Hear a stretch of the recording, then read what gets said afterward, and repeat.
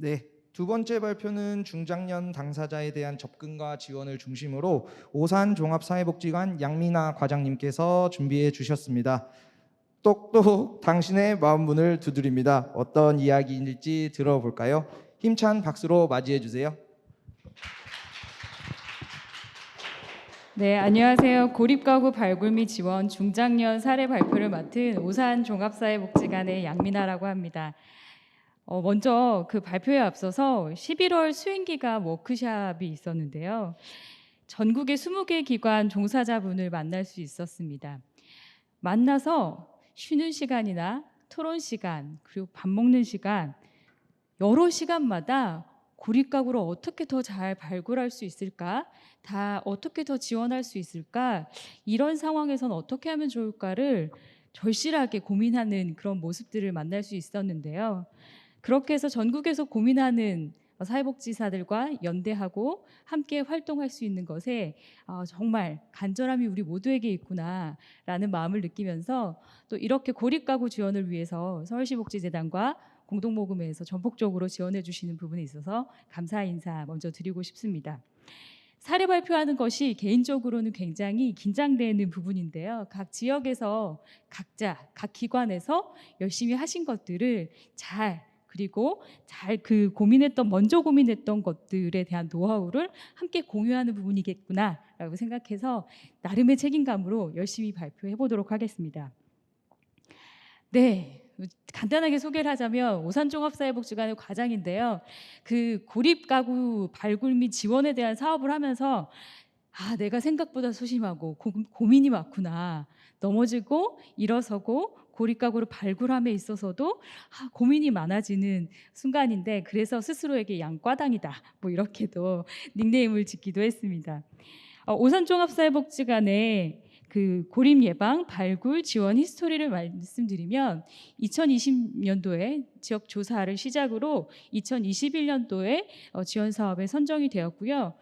저희 기관에서는 고립 탈출 프로젝트라고 우선은 명명을 했습니다. 그래서 고립 발굴하고 지원해서 고립 탈출을 시키자였고 2021년도에 지역 조사를 또 하고 2021년도에 1차년도 사업을 해보니 고립 예방에 대한 무게 중심을 놓치면 안 되겠더라고요. 그래서 오산시와 그 부분에 대해서 절실하게 고민을 하게 되었고 행정안전부에서 주민생활현장 공공서비스 연계 강화 사업을 지원하게 돼서 원룸 밀집 지역의 중장년 1인 가구의 고립 예방 사업을 함께 진행을 하고 있습니다. 네, 오산시에는 총 6개 동이 있고 총 3개 복지관에서 2개 동씩 사례 관리를 관할지구로 구분을 하고 있습니다. 그중에서 오산종합사회복지관은 중앙동과 그리고 남촌동이 타겟 지역인데요.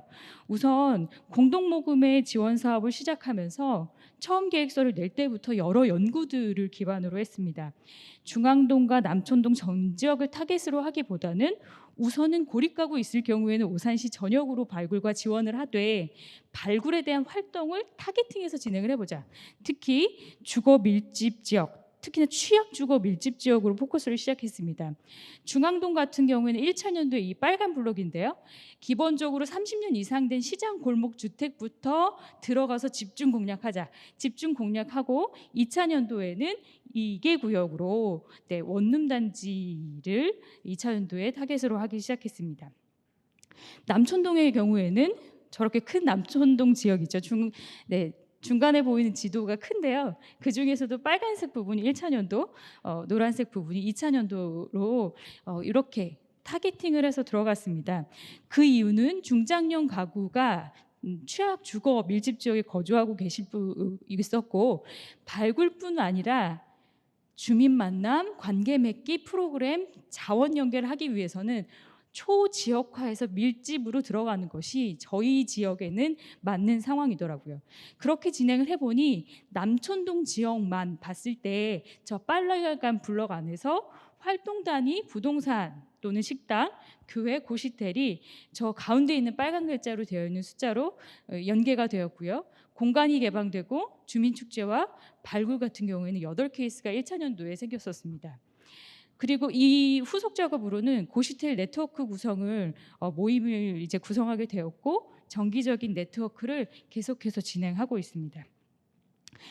네, 그렇다면 중장년은 누구일까? 저희가 만난 중장년뿐만 아니라 대내적으로 중장년은 누구일까라고 봤을 때 386 세대와 2030 세대 사이에 놓인 낀낀 세대라고 하더라고요. 민주화 세대뿐만 아니라 역사적 경험을 공유해 본 세대, 베이비붐 세대로 코로나19 이후 가장 우울감이 빠르게 증가하고 있다는 세대입니다. 중장년 같은 경우 여러 성공 경험을 했다가 격변의 시기를 경험하면서 극복하면서 자신의 상황을 임시적인 상황으로 간주하고 방치하고 있을 수 있더라고요. 송인주 박사님이 작성하신 기사를 보면서 더 공감을 하게 되었는데 제가 만난 당사자분들도 대부분이 그러셨습니다. 시도할 것을 다 하고 지쳐버린 상태, 공공 서비스와 제도에 대한 신뢰가 부족하거나 공공 서비스와 제도에 진입하는 것 자체가 수치심과 낙인감이 아닌가라는 것으로 거친 표현을 한다거나 아니면 아예 말문을 막아버리거나 마음문까지 닫혀 있는 분들이셨습니다. 특히나 노후주택이나 고시원 쪽방 창고에서 살고 있는 중장년의 고독사 위험이 높은 부분은 실제 사업을 진행하면서 맞구나, 정말 그렇구나 이렇게 느끼게 된 부분인데요. 취약주거 밀집 지역을 타겟팅해서 지역으로 세밀하게 들어가 보니까 정말 그렇더라고요. 특히나 경제적 지원뿐만 아니라 인적 네트워크 구성하고 조직화하는 부분은 우리가 좀 놓치면 안 될 부분이다라고 생각을 했습니다. 단순히 물품 지원을 하는 것뿐만 아니라 관계망을 형성하는데 저희 오산종합사회복지관에 집중을 했고요.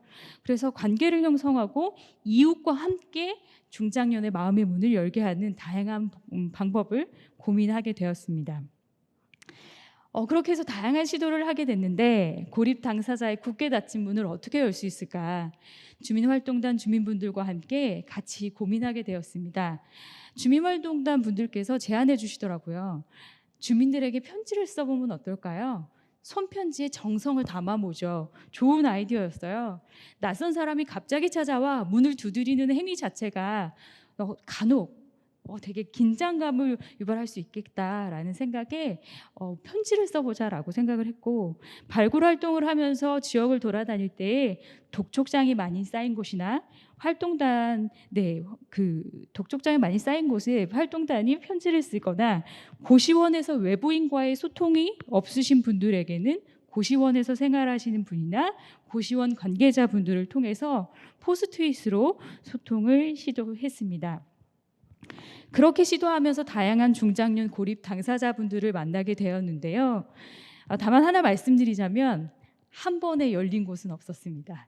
네, 한 번, 두 번 계속해서 마음 문을 두드리는 그런 활동 속에서 한 분을 만났는데요.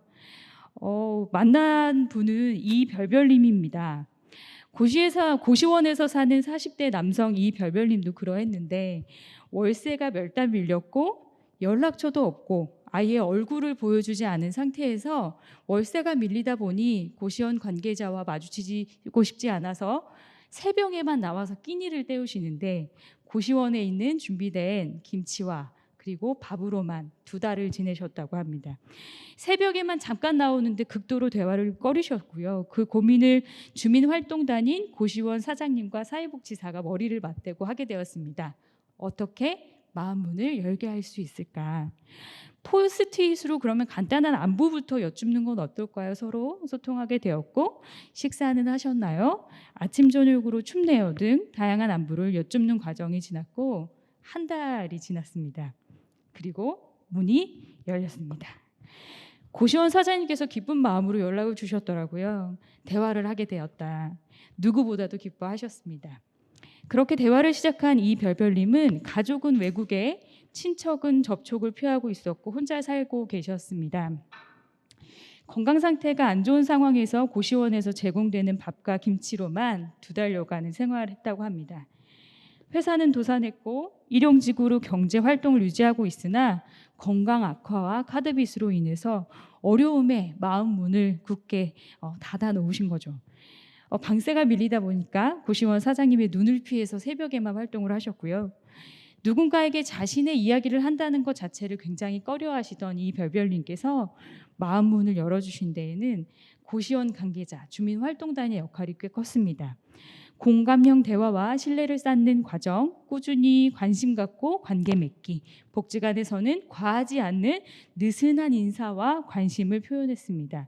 그렇게 된 이후에 공적 지원과 영양 지원, 상담 지원, 사회적 관계 프로그램들이 들어갔고 현재 이 별별님은 5명의 관계가 생겼습니다. 이 별별님께서 말씀하신 그래도 내가 마음을 나누는 이웃이다라고 했던 분이 앞에 보이시는 초록 색깔 글자의 두 분입니다. 네, 이제 발표를 마무리할 텐데요. 이런 글을 조금 읽어보고 싶었습니다. 하늘이 맑아지는 순간이 잠시뿐이라고 해서 현실 속에서 민주주의가 잠시 동안만 실현될 수밖에 없다고 해서 우리가 그것을 포기해도 좋은 것은 아니다. 인간은 영물이어서 그 잠시 동안의 맑은 하늘을 절대로 잊지 못한다. 마음속 깊이 그 기억을 평생 갖고 살면서 언젠가 그것이 다시 실현될 날을 꿈꾸고 노력하고 쌓아놓은 게 인간이다. 녹색평론 김종철 선생님의 글인데요. 고립 당사자분들을 만나보니 그렇더라고요. 고립이 되었다가 지원되었다가 다시금 고립에 빠지는 경우가 꽤 있었습니다. 특히 제가 만난 중장년 분들도 그랬고요. 그럼에도 불구하고 누군가와 관계가 생기고 고립을 탈출하고자 고생하신 그 모습 속에서 이웃과의 관계가 생긴다면 그 이웃과의 관계를 기억하고 평생 갖고 살면서 다시금 내가 일어나야겠다라는 변화를 꿈꾸게 되는 것, 그것이 이 사업의 중점 아닐까 생각됩니다. 누군가에게 말도 못하고 고독생에서 고독사로 넘어가려는 순간에 관계를 기억하는 것, 그게 참 중요한 것 같습니다. 이상 발표 마치도록 하겠습니다. 경청해 주셔서 진심으로 감사드립니다. 네, 저희 복지관도 중장년을 대상으로 이제 사업을 진행을 하고 있는데 진짜 한 번으로는 안 되더라고요. 그래서 오산종합사회복지관의 고민과 노력을 충분히 공감하고 느낄 수 있었던 것 같습니다.